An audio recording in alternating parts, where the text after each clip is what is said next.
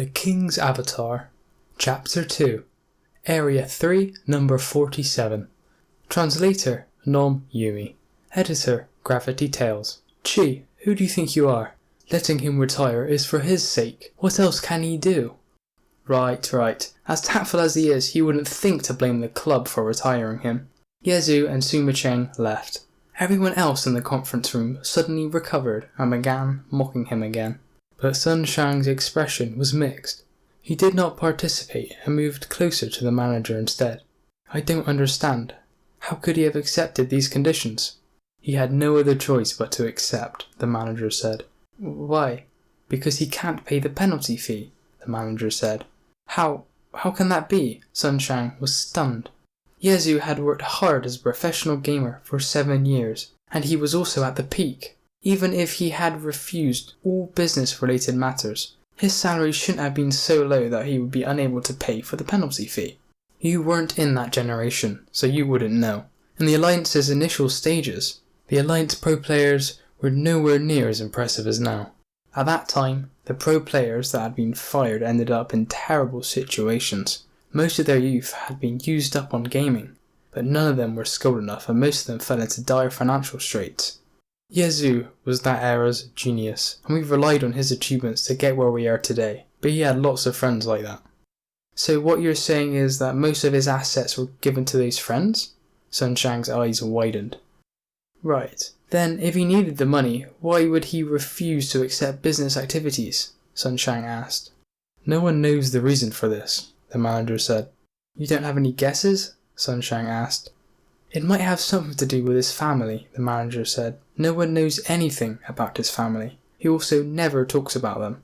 It's very strange, which is why I suspect it, the manager said. This person has a lot of stories. Sun Shang lifted up the one autumn leaf card that Yezu gave him. He knew that Yezu had made this account long before the Professional Alliance had ever been created. Used all the way up until now. This card was one of Glory's oldest accounts. Okay, let's not talk about Tim anymore. The boss is busy today and can't come, but he gave me this bottle of aged red wine from his collection, just for your welcoming, the manager said. Thank you very much. With me, Exon Era will shine once again. Yezu left. Suma Cheng stood in front of the club's entrance. She stood like this until Yezu disappeared into the distance. He repeatedly turned around to wave his hand. Tears had already begun streaming down Suma Cheng's cheeks long ago. Without saying too much, Yezu said a total of 8 words. I'll rest a year and then come back. Suma Cheng did not say another word. She only nodded her head again and again. She was no longer that innocent young girl and had already assumed a lot of responsibilities alone. Snowflakes floated in the air. This winter was very cold. When Yezu left the club, he hadn't thought of the next step. Having grown accustomed to a lifestyle for so many years, he had not yet adapted to the sudden change yet. He wanted to walk along like this until his thoughts cleared. Who knew that the weather wouldn't give him this opportunity? At this moment, snow began to fall more, and more fell as time went on. Flying snowflakes quickly hit him, wetting his shoulders. Icicles also formed on his head. If he didn't take shelter, he would die. Yezu looked around left and right and saw an internet cafe along the road. The lights were still brightly lit this late at night, and he dashed towards it at once. The internet cafe was nice and warm. Yezu burst in and shook the snowflakes off of his body and went up to the reception desk. Area 3, number 47. The young lady at the reception desk informed him of an open computer. She soon handed over an ID card to boot up the computer, only to see that he had already left. The young lady didn't fuss over it. This type of matter evidently happened quite often. She silently put away the ID card, knowing that he would have to come back to get it. Area 3, number 47. Yezu followed the sign searching.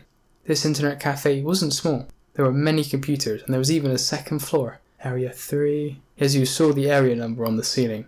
It looked like he didn't need to go up to the second floor. Once he counted to number 47, Yezu became startled. This station had already been taken by a woman. Moreover, she was playing Glory. She was currently in the arena dueling. Her fierce movements caused the ponytail bunched up high on her head to sway. Facing towards her, he saw her controlling a launcher. Yezu blanked. He almost thought that Suma Cheng was sitting there. But he quickly realized that it wasn't her. Suma Cheng was always gentle and serene. Even during an intense PK confrontation, she always held a smile. Speaking about her, Yezu sometimes watched as she smiled while causing her opponents to explode into pieces. When she then politely said sorry, he would always inexplicably tremble a bit. As for this girl, her appearance was also beautiful and gentle, but she fumed with rage and devastated her keyboard in an all-out effort, making him feel that her appearance from top to bottom was a huge trap. Her murderous spirit is too scary, only what a pity. Yezu saw the screen clearly. He saw that this girl was about to be in a terrible situation. As expected, her opponent capitalized on the opportunity as soon as she made a mistake. In 2 hits, what little life remaining immediately drained all at once. Damn it!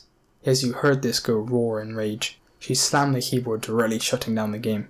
The girl already turned her head, glancing at the hesitant Yezu. Furiously getting up, she asked, "Computer?" Yezu nodded his head. "Then sit down." The girl had already left. Yezu shook his head at the impatience of ordinary gamers and finally sat down. Shengo was depressed, extremely depressed. She had just dueled 52 times in the arena, but she hadn't won a single one. She didn't want to believe this was real. Shengao rubbed the chasing haze in her pocket. Her account wasn't bad. Among ordinary players, her account would be considered quite strong, and her skill level wasn't low. She had played Glory for a full 5 years. Her opponent's account wasn't as good as hers, but she still couldn't win over him a single time over 52 duels. "He's a powerful expert," Shengao concluded. "Boss, you haven't logged out yet. Why is that person playing?" Shengao was thinking as she walked, when a voice suddenly interrupted. Shengao tilted her head and looked at the neighbouring computer.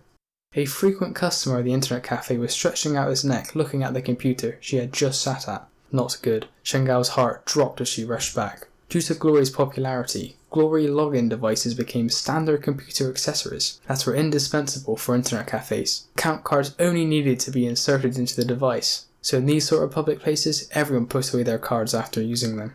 Every card only had one account. Lost cards could be reported, so stealing didn't exist. But in these sorts of public places, frequently people would carelessly forget to log out and end up having their money and equipment looted. Shengao had been extremely frustrated after 52 straight losses and wasn't paying attention. She hadn't logged out, but switched to the desktop instead. Shengao hurriedly ran up, and sure enough, the guy was really playing on her account. Only it didn't look like he was stealing equipment. It looked like he was eagerly dueling in the arena.